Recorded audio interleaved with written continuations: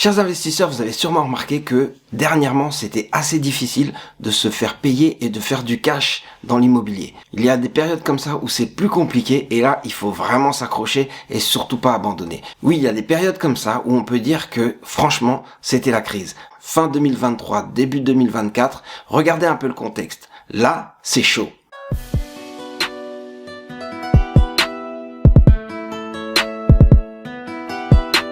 Bonjour à toutes et à toutes, chers investisseurs immobiliers, bienvenue dans cette nouvelle vidéo du Club des investisseurs immobiliers au Congo. Le Club des investisseurs immobiliers, c'est un club qui vous permet de vous réunir entre investisseurs, de discuter des différents investissements, de se donner les bons plans aussi, les offres, les salons, de pouvoir se rencontrer et donc de faire avancer nos projets dans l'immobilier. Alors vous êtes bien tombés parce qu'aujourd'hui on va parler d'un thème qui est nécessaire. En fait, c'est un thème qui dit que c'est pas toujours rose quand on investit dans l'immobilier au Congo. Mais est-ce qu'on va forcément fuir le secteur? Vous verrez à la fin de cette vidéo pourquoi on reste quand même malgré les difficultés qu'on peut connaître dans l'immobilier au Congo. Et surtout quand on est dans ce contexte comme le contexte qu'on a en ce moment où c'est vraiment difficile et il faut s'accrocher et il faut vraiment connaître ses fondamentaux, il faut connaître l'investissement immobilier pour savoir où se placer, comment se positionner, comment se couvrir pour perdre le moins d'argent possible. On parle de la crise. Oui, c'est la crise et comme toutes les crises, elles sont passagères, mais il faut s'accrocher. Alors d'abord, sachez que les crises, ça arrive plus souvent qu'on croit. On vous dira souvent d'investir dans l'immobilier parce que de toute façon, l'immobilier, il n'y a rien de plus sûr et l'immobilier, ça ne baisse jamais. Alors c'est vrai qu'en termes de sécurité, l'investissement immobilier reste quand même une valeur sûre, une valeur sur laquelle on peut compter. Mais est-ce que ça veut dire que les prix ne baissent jamais ? Là, il faut pas rêver. Parce que souvent, les prix vont baisser, mais on va pas forcément s'en rendre compte parce qu'il y a différents marchés immobiliers, il y a différentes façons d'investir. Et donc, quelquefois, on va voir que sur certains secteurs, dans certaines périodes, c'est plus difficile que dans d'autres. Et là, on peut parler de crise de l'immobilier. La crise de l'immobilier, c'est quand les acheteurs et les vendeurs n'arrivent pas à s'entendre. En fait, ils arrivent à un moment à s'entendre, mais au bout de différentes négociations. Et là, c'est toujours au désavantage du vendeur parce que les prix vont baisser. Et quand les prix baissent et qu'ils baissent trop, là, on peut parler de crise immobilière. On peut parler de crise immobilière parce que tous les prix vont baisser parce que dans tous les secteurs, dans tous les types d'immobilier, quand vous allez chercher des acheteurs, vous allez trouver des acheteurs mais qui n'ont pas les fonds pour acheter au prix que vous voulez. Et ça veut dire que vous allez baisser les prix et donc vous allez revendre moins cher et donc tous les prix baissent et là on parle de crise de l'immobilier. Quand vous êtes investisseur, ça ne veut pas dire forcément que vous allez perdre de l'argent. Ça veut dire que ça va baisser votre plus-value par rapport à ce que vous pensiez avoir. Donc, ça va forcément baisser la rentabilité de votre opération immobilière. Et si les rentabilités baissent, ça attire moins d'investisseurs. Du coup, ça fait moins d'acheteurs. Et du coup, ça fait des prix qui baissent encore plus. Mais intéressons-nous surtout à ce contexte aujourd'hui et au cas que nous avons maintenant. Il y a plusieurs facteurs qui ont fait que l'immobilier était compliqué ces derniers temps. Ces facteurs sont liés déjà à l'incertitude qui régnait. L'incertitude, c'est pas bon pour les investisseurs. Les investisseurs, ils aiment bien pouvoir se projeter, pouvoir faire des plans, que ce soit sur 5, 10, 15 ou 20 ans ou même 30 ans, mais quand il y a incertitude, alors c'est difficile de se positionner. Et si les investisseurs ne se positionnent pas, sachez que sur le marché, ça va se voir tout de suite. Il va y avoir des biens qui ne vont pas trouver d'acheteurs et donc le marché va décaler en termes de prix vers le bas. Mais avant d'en arriver à la crise qu'on a vue ces derniers temps au Congo, voyons déjà ce qui s'est passé ces dernières années. Sachez que les prix ont bien augmenté. Ils ont énormément augmenté parce que les gens se sont intéressés à l'investissement immobilier au Congo. Ils se sont rendus compte que le Congo restait un pays comme les autres et donc qu'ils pouvaient investir. Et c'est surtout la diaspora qui est revenue pour acheter des terrains. Mais il y a aussi un marché très dynamique à l'intérieur. Ça veut dire qu'il y a des acheteurs, des personnes qui sont intéressées par l'immobilier et qui veulent à tout prix avoir des terrains, avoir des maisons, avoir des immeubles, avoir des commerces, donc faire de l'immobilier. Et ça a créé le boom immobilier qu'on a vu ces dernières années avec des prix qui sont montés en flèche. Vous avez des terrains qui coûtaient avant 1500 dollars il y a une dizaine d'années et qui coûtent maintenant 10 ou 15 000 dollars. Donc vous avez multiplié par 10 le prix de ces terrains. Vous avez aussi des maisons que vous pouviez acheter dans certains coins à 50 000 dollars qui aujourd'hui valent 100 ou 150 000 dollars. Donc vous avez énormément de prix qui ont augmenté et on peut même parler d'une bulle immobilière parce qu'il n'y a pas autant de personnes qu'on croit qui peuvent se permettre d'acheter de l'immobilier. Et tout ça, ça a été encore plus aggravé par le fait que les matières premières ont augmenté en termes de prix. Toutes les matières premières ont augmenté et donc les coûts de la construction ont explosé. Aujourd'hui, pour avoir du ciment, on paye plus cher. Pour avoir des briques, on paye plus cher. Et même juste pour avoir de l'énergie, avec aussi les crises qu'il y a eu en Russie, en Europe, sur les coûts de l'énergie, on paye encore plus pour pouvoir construire. Et donc quand les coûts de construction explose, alors c'est pas tout le monde qui peut construire, c'est pas tout le monde qui peut avoir une maison, c'est pas tout le monde qui peut investir dans l'immobilier. Du coup, les prix ont augmenté et peut-être même trop par rapport aux revenus des personnes qui sont au Congo, aux revenus des personnes de la diaspora. C'est compliqué d'acheter dans l'immobilier. Là, c'est chaud. Mais là encore, il y a 3 raisons qui font que nous sommes en pleine crise. La première raison, c'est l'augmentation des taux d'intérêt. Est-ce que vous avez constaté que les taux d'intérêt, c'était plus comme avant? Eh oui, parce que la Banque centrale a augmenté les taux d'intérêt pour lutter contre l'inflation, parce que les prix, le niveau des prix était trop haut. Et la seule façon de bloquer la hausse des prix, c'était d'augmenter les taux d'intérêt. Mais quand on augmente les taux d'intérêt, comment nous, les investisseurs, on fait pour se financer? Comment on fait pour trouver de l'argent pour pouvoir acheter des biens, pour acheter de l'immobilier? En fait, ça devient réellement compliqué. On peut pas aller à la banque et se rendre compte du jour au lendemain que le taux a doublé. Déjà, on avait du 12% d'intérêt pour pouvoir acheter un bien immobilier. Maintenant, vous nous dites que c'est du 22 ou du 24%. Ça va être compliqué pour nous de se projeter et de faire un vrai projet immobilier. Parce que quand on fait un projet immobilier, il faut qu'il soit rentable. Et aujourd'hui, si le taux de rentabilité de votre projet immobilier est en dessous du taux d'intérêt que vous allez payer à la banque, vous allez perdre de l'argent.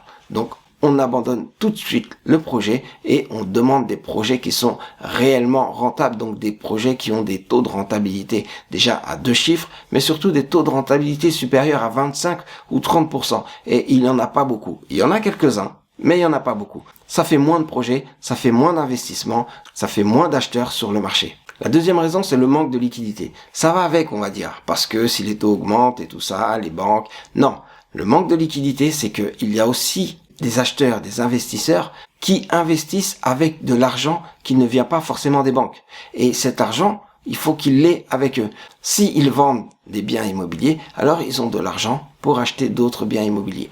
S'ils font des plus-values, ils gardent une partie de leur argent et ils investissent l'autre partie. Mais là, si vous regardez le contexte, il y a eu des élections, donc la plupart des acheteurs qui en fait sont souvent dans la politique étaient occupés dans des campagnes, ils devaient financer leurs campagnes ou les campagnes de leur parti, donc il y avait des panneaux partout, avec des députés dans tous les sens, avec des futurs députés, mais aussi avec des personnes qui étaient présidentiables. Et ces personnes ont dépensé énormément d'argent pour pouvoir être à ce niveau. Sauf que cet argent, c'est l'argent des biens immobiliers, c'est l'argent qu'ils auraient pu investir dans des biens immobiliers, mais quelquefois aussi c'est l'argent qu'ils ont reçu en revendant des biens immobiliers. Sauf que si tout le monde vend, qui va acheter?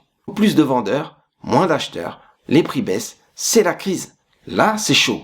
La troisième raison, c'est le manque de confiance. Là encore, on va parler des élections, on va parler de la politique et on va parler de la visibilité qu'ont les investisseurs. Les investisseurs, ils aiment savoir que telle ou telle personne sera à la tête du pays et tel ou tel type de loi vont passer pour se caler sur ce qui va se faire et donc savoir exactement comment investir. Sauf que quand il y a des élections, on ne sait pas qui va passer, on ne sait pas s'il va y avoir du désordre, on ne sait pas si elles vont être contestées, on ne sait même pas si on va avoir des résultats dans les temps. Donc forcément, il y a une incertitude et du coup, on attend. Et on attend pendant plusieurs mois pour savoir qui va se présenter. On attend pendant plusieurs mois pour savoir quelle va être la campagne, quelles vont être les idées, et on attend ensuite pendant plusieurs mois pour savoir qui va être réellement élu. Et pendant tous ces mois-là, il y a une incertitude et personne ne bouge. Donc personne ne va chercher à investir ou du moins à faire de gros investissements. Tout le monde va se regarder et tout le monde va voir comment évolue le marché. Il n'y a pas de secret, le marché ne va pas forcément bien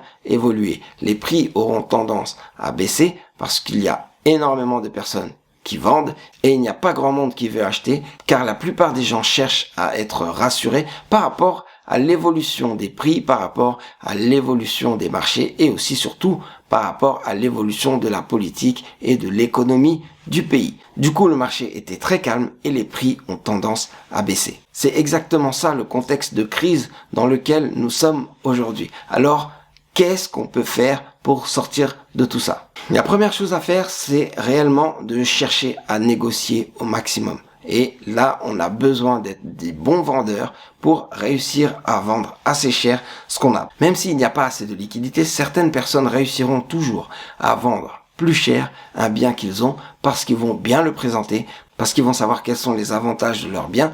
Du coup, l'acheteur en face est obligé de débourser. Même s'il va pas faire 2 ou 3 projets immobiliers, s'il doit en faire qu'un seul, il fera ce projet immobilier parce qu'il est bien présenté. Donc, bien négocier quand vous êtes vendeur pour réussir à protéger vos marges. Pour ce qui est de la construction, il va falloir maintenant trouver des techniques de construction qui vous permettent de gagner de l'argent quand vous construisez. Donc il faut planifier, faire des budgets, travailler avec des personnes qui s'y connaissent très bien pour éviter les erreurs, parce que les erreurs en immobilier, on le dira jamais assez, mais ça peut coûter cher. Donc évitez les erreurs et surtout faites en sorte que les délais soient respectés ou au moins que les délais soient plus courts. Ça vous permettra de gagner de l'argent ou au moins de maîtriser les coûts de construction. Donc, optimisez votre système de construction et vous allez voir que là encore, vous pouvez vous en sortir avec des prix qui restent corrects et du coup, vous allez trouver des acheteurs. Pour ce qui est du financement, là, il va falloir se tourner vers d'autres types de financement. Déjà, si vous voyez que sur le marché local, vous avez des financements à 20 ou 22% ou 24%, cherchez ailleurs. Vous pouvez trouver des financements aux États-Unis, en Europe, où là, vous allez avoir des financements qui sont abordables. Et pour ça, vous allez utiliser des techniques comme le financement participatif, la tontine ou la tontine immobilière. Donc tout ce genre de petites techniques financières qui sont utilisées pour des projets, elles vont vous aider à récolter des fonds et une fois que vous avez ces fonds, vous pouvez investir. Ça vous évite de faire appel aux banques, ça vous évite de faire appel aux bailleurs de fonds qui, eux, vont vous demander des remboursements qui vont être trop élevés pour dégager une rentabilité. Donc le mieux, c'est de trouver des financements moins chers et ça peut se trouver à l'extérieur du pays comme à l'intérieur si vous avez les bons réseaux. Et enfin, la dernière solution, c'est bien sûr d'être accompagné par des professionnels, donc une professionnalisation du secteur. C'est-à-dire ne pas avoir des courtiers qui savent pas de quoi ils parlent ou des acheteurs qui n'arrivent pas à voir les qualités de vos biens, qui ne connaissent rien en immobilier. Là, vous allez traiter avec des personnes qui vont vous parler argent alors qu'ils n'ont pas les bases pour parler immobilier. Surtout, pensez professionnalisation, soyez accompagné par des bons juristes, par des bons courtiers, aussi par des bons financiers et vous allez vous rendre compte que les meilleures techniques vont être trouvées pour vous permettre de protéger votre argent et donc de gagner toujours plus avec l'immobilier malgré le contexte de crise. Donc maintenant, nous arrivons à la fin de cette vidéo et comme promis, je vous ai dit, on va voir ce que font les investisseurs dans un contexte de crise. Alors, les investisseurs, eux, quand ils voient la crise, surtout ce qu'ils voient, c'est des opportunités. Il y a des opportunités partout. Donc, ils vont faire des projets immobiliers et ils vont négocier au maximum pour avoir les meilleurs prix.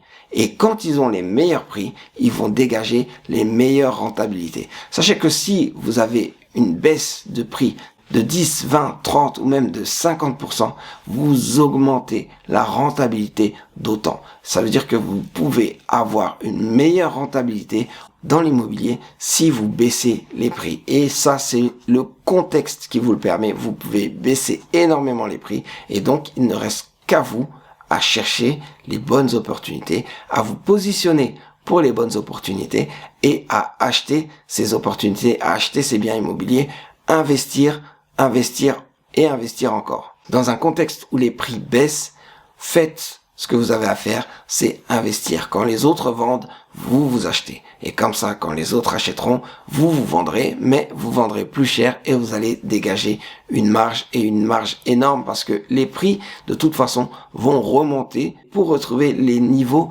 qui étaient atteints déjà début 2023 ou à la mi-2023.